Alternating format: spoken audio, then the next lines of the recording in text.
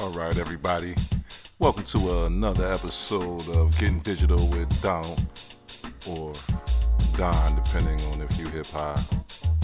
If you are hip low, just try to keep up. You know how we do it this time. Fire up Illustrator, fire up the pen tool, sharpen up the pen tool, get your coffee, get your matcha tea, get your kombucha, get whatever you need to get yourself in that zone and lock in. Get your playlist and strap in. As you can see, I'm dealing with my areas of blackness as per usual. We are setting our reference points that we're going to use to follow to build the rest of this illustration, regardless of whether or not we're going to take the line art direction where it's all one color, or if we're going to go full color with it.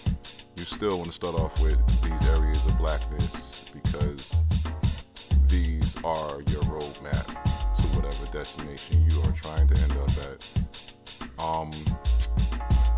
It's time lapsed. So you can see I've already moved on to starting to build my sections of color. I usually build flesh tones first, and after doing that, I go in and start to lay mid-tones for the flesh. Usually do 2 layers of that, and then 1 layer of flesh high tone. If I could say that, I'm going to say it. It's my tutorial. Yeah, high tone. There it is. Brand new.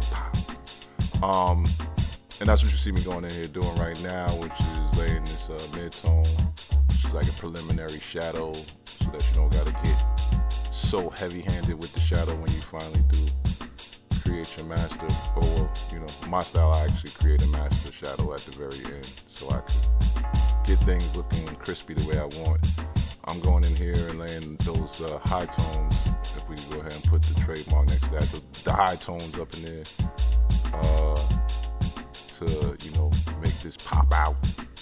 And you gotta remember when you're doing these type of illustrations, you're not tracing. You're actually building reference points based on a reference pick and then interpreting the areas. And this is where your style shines. Obviously, the corners and the curves that I'm deciding on here aren't actually in this pick. It's an interpretation of what is in the picture, and that's why in the end it comes out with the feel that it comes out with. It definitely feels the same, but it's not the same. Like this phone is not the same. But I'm going in and I'm carefully isolating each section so that it can be considered and interpreted by the human eye, but always imposing my style on what is there, And that's my man Ab, Abstract Maniac, also from Ghost Town, like my brother Bass, who is the model. I'm sorry I can't really give too much information on the photo itself. It was snatched from IG, impromptu. I just redrawn to it. And the pose was genuine, both poses were genuine, seemed very dashing, and that's what you want. You don't want to draw lame stuff. I've redrawn lame pictures. It's really not fulfilling. This was dope. You know what I'm saying? Just because it just felt real classy. My man Bass is a classy dude. If you high hip, you follow me on Facebook. If not, I ain't holding that against you. My friends list is not at that capacity where I can front on people, so feel free to come through and follow. I don't act bugged out unless your account reeks of catfish. Then I cannot deal with you at all. Back to this tutorial though.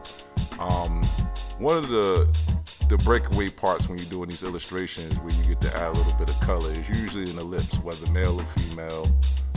You usually get to introduce colors that you weren't just using. I strongly advise you to do that and take your time, because it can make or break the balance of the colors around it. That's the way colors are.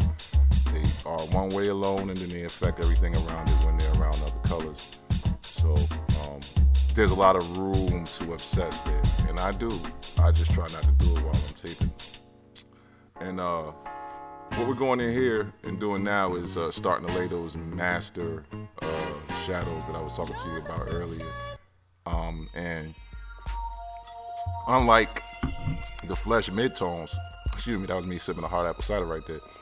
Unlike the flesh midtones, which are independent per figure, the master shadow actually lays across the entire image, which gives you something universal that you can control, that, you know, basically imitates the universal lighting of the shot, which is what you want, so that they look like they're together instead of being in two different planes of existence. And for the first layer of the master shadow, I usually use the pen tool because those areas are broadly defined.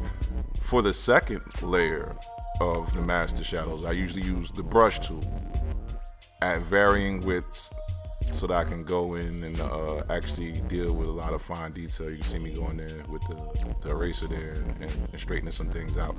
But I do the same thing with the highlights. I go in the first layer of highlights. I usually use the pen tool to be very precise and build, my frames for the real live speculars that come in the next layer. My highlights, I usually use a blending mode of screen.